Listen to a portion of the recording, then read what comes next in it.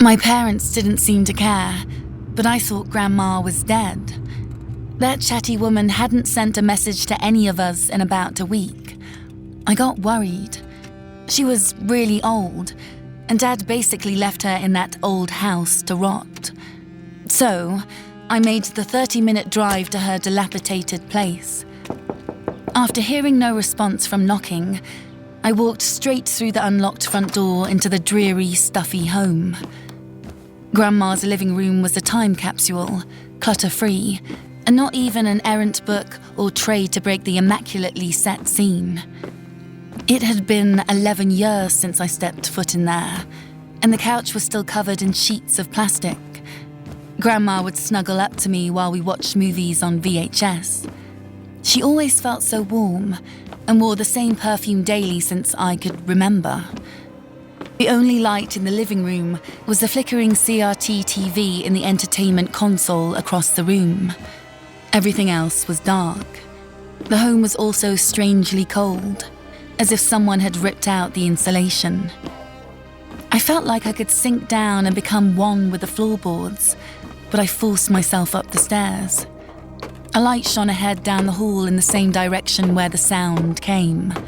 At the top of the stairs, pictures lining the long wall. They started with my father as a child, going through his childhood and documenting his growth. There was nothing of Grandpa. Neither my dad nor Grandma ever said a word about the man. All I know is that he died of liver failure when Dad was in middle school. The noises from the TV grew clearer. I could make out gunshots and some thick Italian accents. She and Dad loved mobster movies. At the end of the hall, I stood before the door to the master. "Grandma, it's Kate. I just wanted to check in," I called through the door. Nothing. After 30 seconds, I assumed the TV was too loud. "I'm coming in." I pushed the door open. There was no indent on the sheets, no clothes anywhere, no footprints on the carpet, and the stench of decaying forest was stronger than I could handle. The TV was against the wall opposite the door, with a recliner facing it. A head of curly, white hair was peeking over the back of the recliner. "Can you hear me?" I entered the room and walked toward the recliner. "Let's turn the TV down." Another few steps, and I could see more over the back of the chair. A thick quilt, the one we sewed together, rested over her legs. Grandma's hands rested atop the quilt, her frail, shriveled fingers interlocking in her lap. Black splotches dotted her skin, like growing colonies of mold on her skin. My breathing hitched, and I placed a hand on her shoulder. "Grandma?" I asked, circling to the front of the chair. What awaited me was a scene out of a nightmare. Her milky eyes stared vacantly past the TV. The hand I placed on her shoulder shot back reflexively. Her body twitched, and she stiffened in the chair, leaning forward with stilted movements like an unseen force puppeteered her. I took an involuntary step backward while her joints creaked. Grandma's mouth opened and closed like a fish gasping for water. She tried to form words, but it was like she had no control over her vocal cords. Her teeth were black and decaying. "Kate," Grandma finally managed to croak out. "Are you okay? Shit, I'm calling for an ambulance." I reached into my purse for my phone, but before I could unlock it, Grandma's hand shot out and seized my wrist. I squealed at the sudden movement and pulled my arm back, but she had impossible strength. Grandma looked up at me, with grey irises in place of their usual brilliant blue, and moaned. "No. What?" I stammered. The veins on her hand bulged and broke through her skin, snaking toward my phone. They wrapped around the phone and squeezed.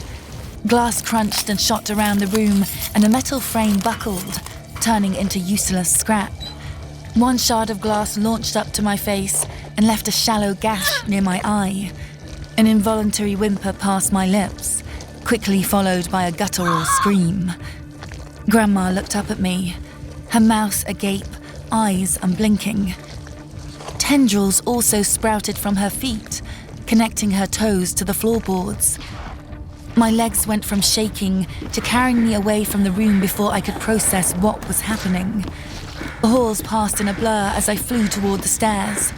The dust kicked up in my mad dash filled my lungs, throwing me into a coughing fit.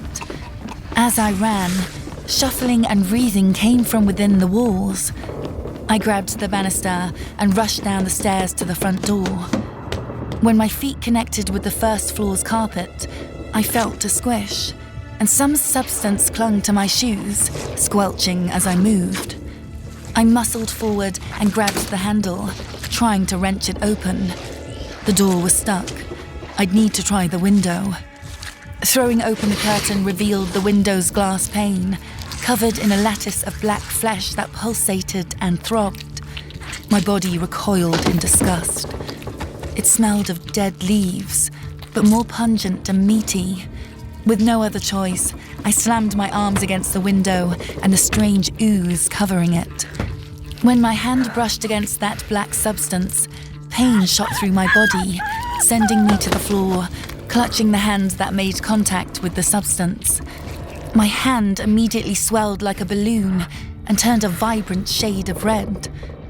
I clenched my teeth and squeezed my eyes shut as waves of pain radiated through my body. I looked around for any other escape route, but that same black substance covered every window in sight. Grandma lumbered down the stairs, tripping on each step, but caught by the fleshy strands sprouting up like veins to support her. The monster in Grandma's skin stood a few feet from me, looking down at me with her neck cocked at an uncomfortable angle. Kate! It choked on its words, thick mucus dribbling from her mouth. It gargled and spat out a large wad of phlegm and blood. Kate! I looked up at it, tears streaming down my cheeks. Don't run from Grandma. Be a good girl. Grandma needs you. It smiled, its lips cracked and gums rotting. I won't hurt you. I never hurt you, sweetheart. It bent over me and put its hand on my head, running its fingers through my hair. It was a familiar gesture, a soothing one. Could a piece of Grandma live on inside that thing? Is it really you? I asked. Of course it's me, Kate. I've missed my family so much. Is Danny, my boy, doing well? She asked. I looked into her lifeless eyes, searching for the slightest remnant of the woman I remembered. She remembered Danny, my dad. Whatever she was, some of Grandma remained. What happened to you, Grandma? I kept some distance between us, still planning a potential escape. She let out something between a laugh and a hacking cough. The rot comes for us all eventually. I woke up after a very long time. What kind of nonsense was she spouting? She must have been delirious or something more dangerous. We need to get help. Will you come with me? I struggled to stay composed. Sudden movements or actions could endanger me. I prayed it would let me out of the house. After that, I wasn't sure whether to bolt immediately or figure out how to fix whatever had happened to her. I can't leave. Care for me, Kate. Comfort me. It's safe in these walls. Grandma would never hurt you. She put a hand on my shoulder, her bones creaking as she moved, causing me to shudder. I had little choice. I wanted my grandma back.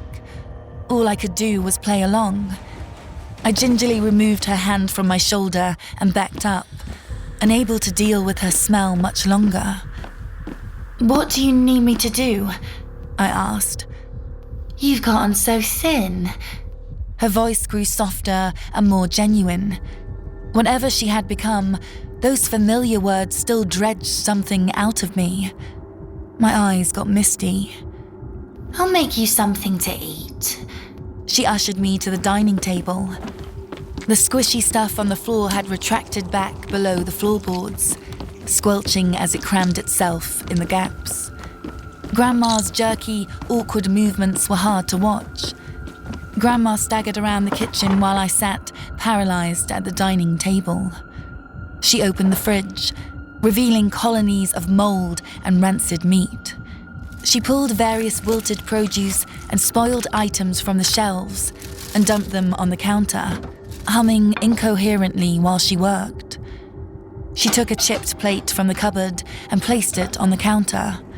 Her hands trembled violently, but she piled what looked like raw, spoiled pork and blackened lettuce onto the plate before dousing it in moldy ranch dressing. Grandma dropped the plate before me, some of the lettuce spilling onto the table. Eat up, dear. She smiled and took a few steps back, leaving me gawking at the plate. My eyes watered and my stomach turned when the smell hit me. The dish served up was revolting. Grandma, I can't. I pushed it away. Her soft smile flipped into a grimace. Wait, I made you this meal. Don't be ungrateful. She croaked at me. Something wreathed beneath my feet. That disgusting ooze rose from under the floorboards. Grandma was always such a good cook. Her carbonara was one of the best things I'd ever tasted.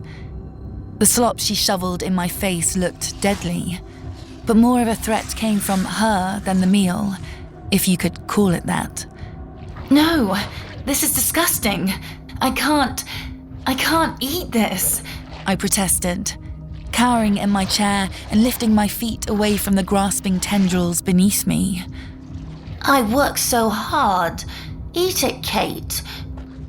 Quickly as it came, all the warmth left her. Something rose from her throat and past her lips, a slimy, dripping vine, like the lattice of black flesh on the window, slithered from her mouth. I'm just a bit sick, Kate. You've always loved my carbonara. Why won't you take a bite? Vicious globs of pus poured down her chin, dripping down her nightgown. I hid my face in my hands. Please, Kate. Your father, your mother, all of you abandoned me here, alone. Now, the least you could do is eat something I made for you with love.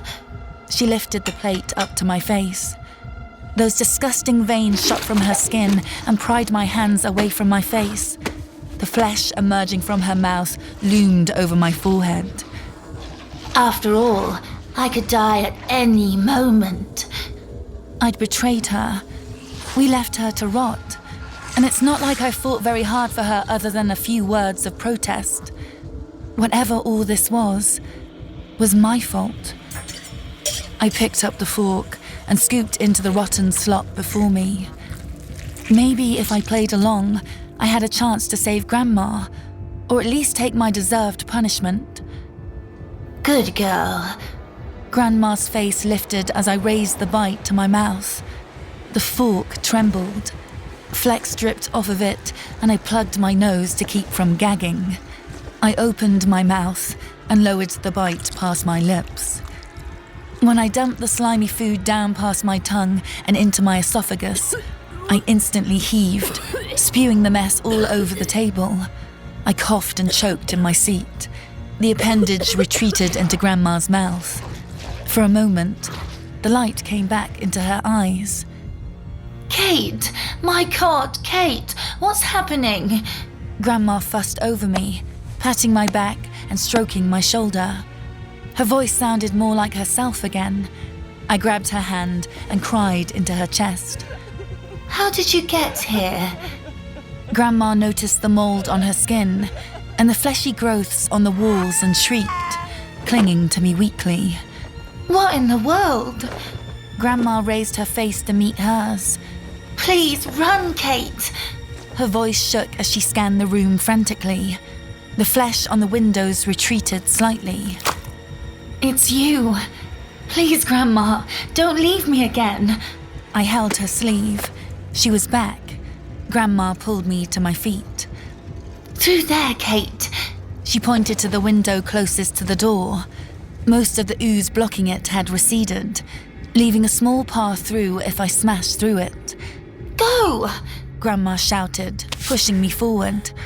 I didn't want to leave without her, but at that point, my body was operating purely on instinct. Grandma shoved me forward, and I made a mad dash. Behind me, I heard a heavy, wet cough and a thud. Turning, I shuddered as Grandma collapsed to the floor, black goop slithering out her mouth. Grandma! My instincts told me to keep going, but how could I leave her again? Too late, though. In those precious seconds, the toxic flesh oozed back over the window. No way out now. From the floor, Grandma's body spasmed and her head rose, puppeted once more by trails of slimy tendrils. With milky eyes, she smiled and spat pus onto the carpet. Grandma still resists. 2 minds, but not for long. It was a new voice entirely. Slow, methodical, inhumane. Those slimy veins wriggled up from the carpet, digging into my flesh. A spreading numbness, like ice, pooled on my skin where it touched me. Goosebumps erupted along my arms. Get off! My free hand clawed at the veins, but my nails slid off. Give her back! Get out of her! More ooze wreathed around me as I ran down the hall. But before I could reach her, they yanked my legs out from under me, and I tumbled to my stomach. Why would you hurt your precious grandma?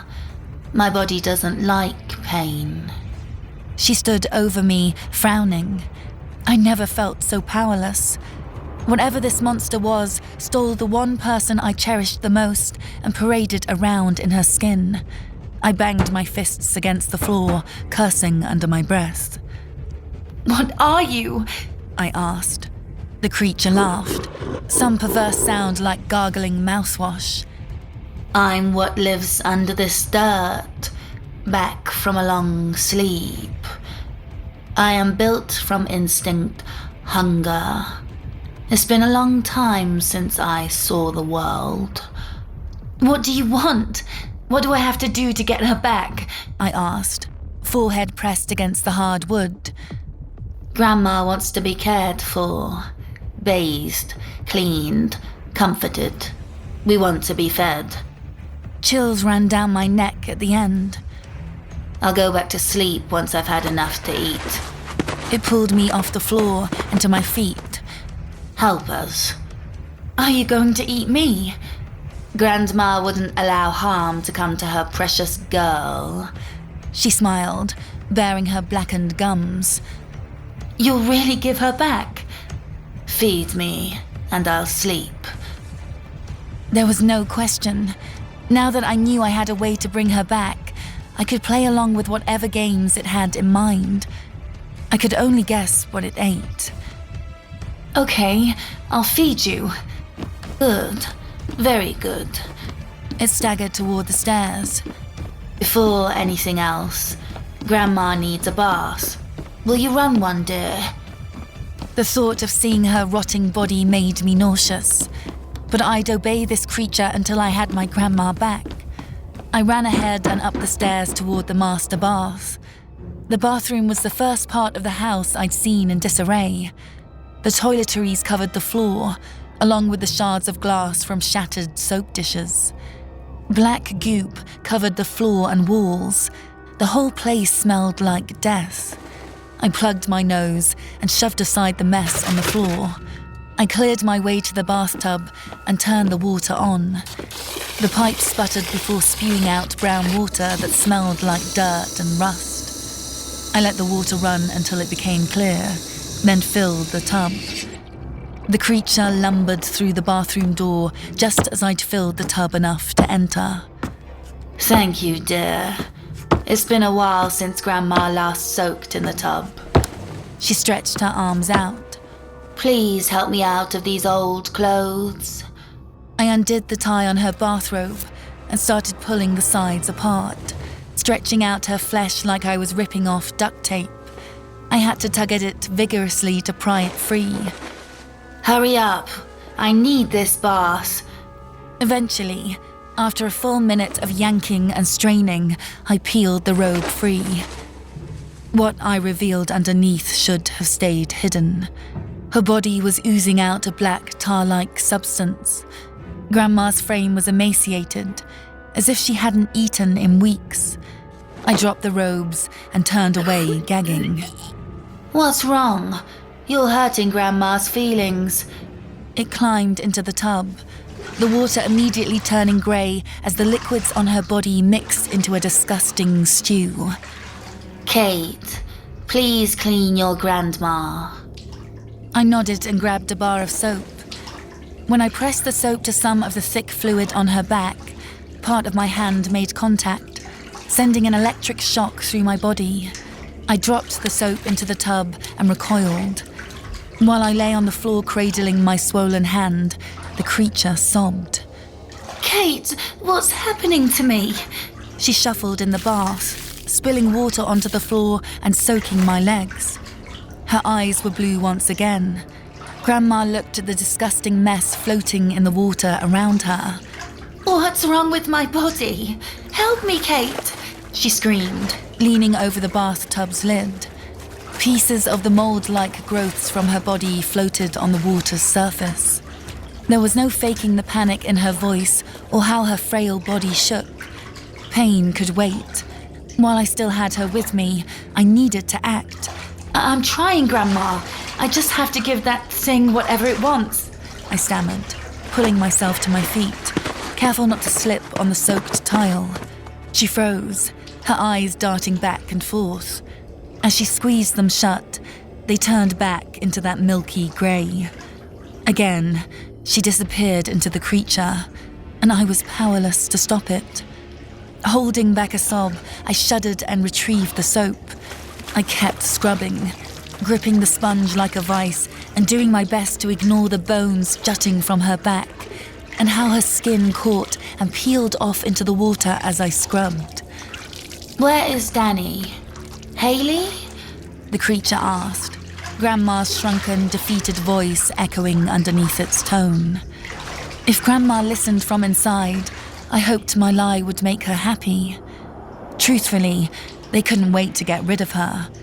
We'd scroll by her messages in the group chats, and all those times I could have visited now haunted me. You're lying, she said, turning to face me, sending water sloshing over the side. You're lying. Dark spittle spewed from her mouth, and her wrinkled face contorted in rage. I fell to the floor and covered my face, bracing myself. You left me for dead. Family, what does it mean? Does it mean anything? She screamed, her shrill voice bashing at my eardrums. I'm sorry. I didn't mean to leave you alone. I scooted away from the tub. The creature crawled forward, balancing its body on the bath's lip and pulling itself over, crashing to the floor. That black appendage shot from its mouth and wrapped around my ankle, sending a burning pain up my leg and locking the muscles. It dragged me forward until it pinned me under its naked, mouldy body. I closed my eyes and tried to hide my face. She was so light, but I couldn't move a muscle. Wait, I'm sorry, I swear. I love you. We all do. Desperate, I scrambled to get away.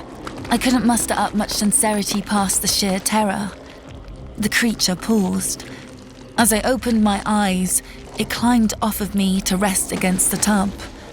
Our mind is breaking. We can no longer coexist. She struggles. It pulled itself up and put on the bathrobe. I'll rest until tomorrow. Tell us when the food arrives. It stepped over me, leaving me hyperventilating on the wet tile floor. I feed on the flesh in the room. It'll be used up soon. I'll need something larger, fatter. It walked out of the bathroom, nearly stumbling and falling to the floor, but caught by more tendrils sprouting from between the hardwood. Good night, dear. You'll see Grandma again soon, if you bring us food. It staggered out of sight, while breaking into a fit of coughing. Pieces of its dead skin littered the tile, leaving a trail like a snake's shedding. I don't know how long I lay on the bathroom's cold floor, but the sun must have set by the time I could breathe steadily and feel my leg again. I couldn't hear the creature in the master bedroom beyond the bathroom door, so I snuck out toward the hall. As I left, I spotted it lying on the bed. It lay atop the sheets with its arms and legs splayed out awkwardly. The creature left its eyes open, vacantly staring at the popcorn ceiling. It didn't breathe, and its veins ran from its body to the floor, pulsating every few seconds as though drawing nutrients from somewhere in the house. I tiptoed into the hall and away from the creature. Once a few rooms down, I put my back against the wall and slid to the floor. At that moment, I had my first opportunity to run and never look back. If I was willing to give up on Grandma, I could escape. Maybe burn the house down on my way out so that monster would never see the light of day again. But I knew she was still in there somewhere. That spite she threw at me in the bathroom, some of it was her. Where else could it have come from? The monster seemed to split her personality somehow. How many times could I leave that poor woman behind? How many times could I spit in the face of her unconditional love? I had to see it through, meaning I had to find out what that monster meant by the meal it stored in the guest's bedroom. 3 doors down the hall, the entrance to that room loomed. The air was still, and everything was tranquil. I could hear my heart beat. Tiny specks floated through the air, ejecting from the mouldy patches on the wall and drifting around my face. Spores. I pulled my shirt up over my mouth and nose before moving farther into the room. No light shone from under the door. When the door swung open, a tidal wave of spores poured from the room, choking me through the shirt. I coughed and I swatted them away. The smell hit me. It was like Grandma, that scent of a rotting forest, but with something more pungent. I found the light switch on the wall and flicked it on, revealing a wall covered in a network of squishy white veins that looked like some kind of fungus. To the right was a human-shaped lump wholly covered in the white, stringy stuff. Patches of pale flesh stuck out under the network of veins, but it showed no signs of life. I walked closer, fanning away the thick cloud of spores, and touched the fungal cocoon's surface. Someone was trapped under there. Maybe they could still be helped. I tore the white stuff away from what looked like the head to reveal a withered face. Tiny mushrooms sprouted from the eye sockets, and a mass of fungus ran down their throat. It's not that I didn't expect it, but it made my stomach turn. I cursed and ran out the room, unable to bear the stench or the sight of it, and slammed the door behind me. The creature had snapped up the mailman before encasing it and draining it dry. So that's what it meant by feed me. I would have to lure some innocent person to their death. The thought revolted me, but I had to. I had to save Grandma. Down the stairs and near the kitchen, I found Grandma's landline and phone book. Without more than a few seconds of deliberation and a deep breath, I dialed the first plumber I found that advertised same-day service. After 5 long rings, somebody answered. South. The man deadpanned with a husky voice. Hey, can you send someone over to check out my bathtub? The phone trembled in my hand, and my voice wavered. The nerve I thought I'd built up already buckled. It's 6:30, kinda late. We're gonna bill double. He delivered it matter-of-factly. A tightness in my throat cut off my reply. It took a moment to find my words. Yes, that works. Sorry, I mean, that works. Alright, we'll have a guy over in Let me see, 20 minutes. Thanks. I hung up the phone before he could reply. I walked from the kitchen to the living room and sat on the crinkly plastic-covered couch to wait. With all the disgusting smells in the house, the sofa smelt the same, musty and a bit sweet. The wave of nostalgia almost broke through the growing terror as I waited. Today, I would kill someone. It might be the creature upstairs doing the actual murder, but it would be my fault. I'd have to look that plumber in the eye before he died. It took longer than 20 minutes. After 35 passed, someone knocked on the door. Hello, I'm with Sal's. Is anyone there? He shouted inside. I hovered my hand over the door handle. Hello? He shouted again. I clenched my jaw and opened the door. The man in front of me definitely met the creature's demands. He held a tool case by his side and wore an ill-fitting uniform that didn't quite conceal the bit of his stomach that peeked out. Hey, he gave a lazy wave. I'm here for the bathtub. I clenched my teeth so tightly they creaked and took a step back to allow him room to enter. If he could see how scared I was, maybe he'd run. Then it wouldn't be my fault. Surely I could argue that, right? Are you good? I snapped back to attention. Yeah, I'm fine. Come in. I'll show you the bathroom. I let him enter, leading him to the stairs, marching him towards his desk. Do you live here? This place is like a museum. He pointed to the CRT TV.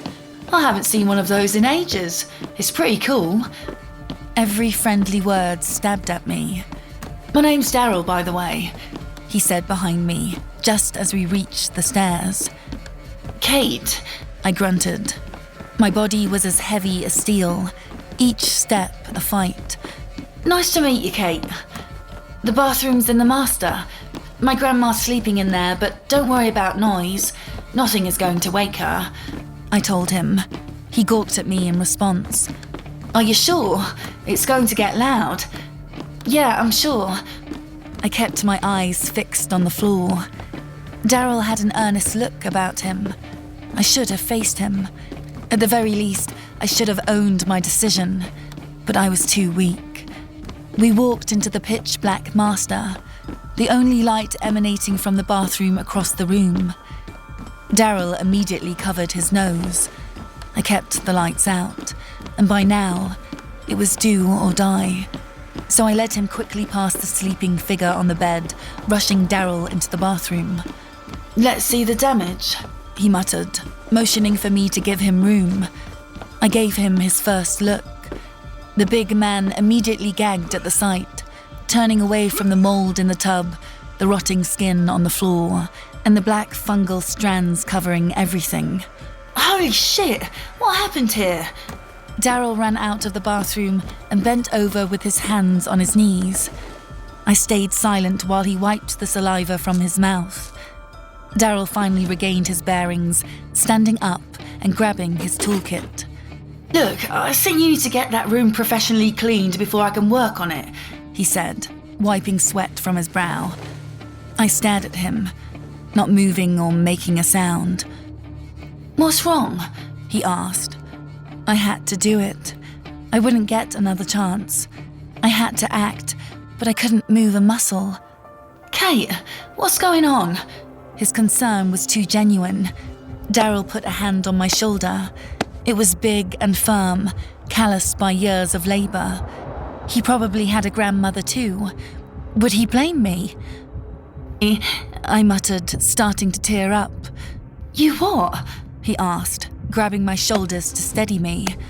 I stumbled over my words. I heard slithering from the walls and creaking as the floorboards bulged slightly. Huh? Daryl looked around the room. Something shook under our feet and wood splintered. I closed my eyes and gritted my teeth. I got your meal! I screamed at the top of my lungs, my voice cracking. What the fuck? Daryl staggered backward, faster than my eyes could follow. Dozens of black tendrils sprouted from the floor. 5 of them wrapped around each leg and yanked back, sending his big body crashing to the floor. He hit the hardwood with a mighty thud, sharply exhaling as the fall knocked the wind out of him. I jumped back and away from the mess of black, veiny appendages. Before Daryl could cry out, more gooey black matter oozed from the floor and filled his mouth. He thrashed and squirmed, but his resistance only caused more tendrils to sprout and immobilize him. Daryl was bound so tight that his resistance was meaningless. I met his eyes.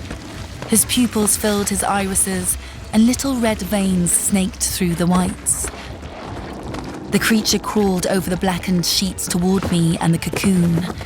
I staggered back a few steps, giving her a path toward Daryl. His muffled screams were just barely audible, and tears poured down his face. The creature bent over him, black veins shooting out of its skin. The veins merged with the black goo in his mouth and pulsated. I watched transfixed as, over the course of a minute, Daryl shriveled, his skin growing loose and fat draining from his body. He stared me down until the very end, confused, terrified, and betrayed. Kate, dear, thank you for your help. Your grandma appreciates you. Give her back! My voice cracked under the weight of what I'd done. So soon? I thought I taught you that patience is a virtue. It tried to stroke my hair, but I swatted its hand away. Give her back! The creature's face went stiff, and it walked over to the cocoon, stroking its surface. I need to sleep. This body won't hold much longer. What? Wait! I'd been too optimistic. The creature gave me a final look, staring straight at me for a while. Then, Grandma's body went limp. I barely caught her before she bashed her head on the floor. Grandma! I checked for a pulse. There was a faint beat. She was still alive. Grandma began to cough and sputter, black stuff spewing from her mouth. Her face looked worse than before. Fuzzy colonies of mold covered half of it, and sections of skin had peeled or rotted away. Kate! I held her to my chest while shaking with sobs. Grandma, are you still with me? I asked, supporting her head. In the garage. Hacking coughs cut off the rest of her sentence. You don't have to talk. I'm going to get help. I cradled her in my arms and stood, ready to make a break for my car. I'm not going to make it, Kate. Please, burn this place down. She gripped my hand.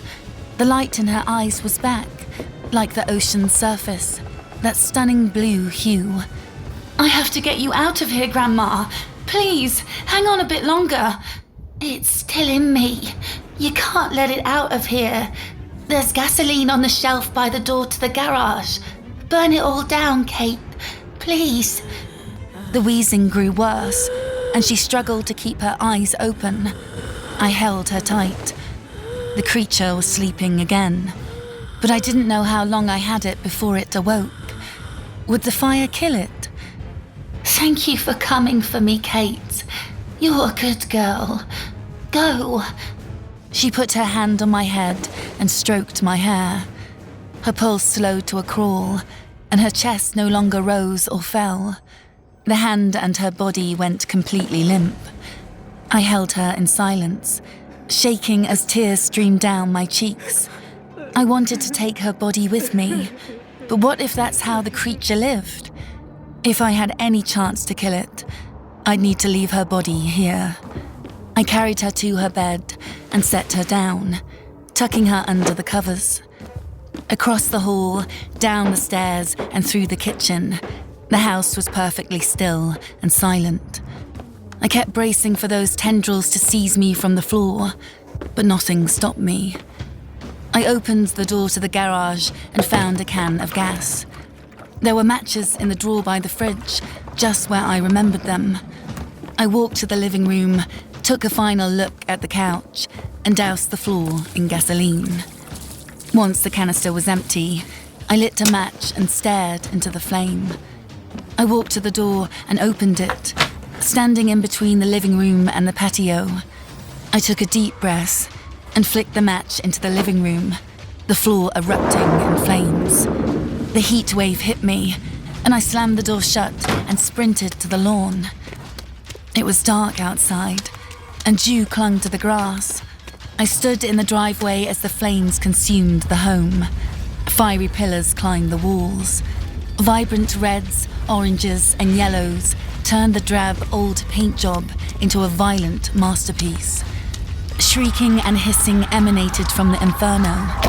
I ran to my car and sat inside, covering my ears against the grating cacophony.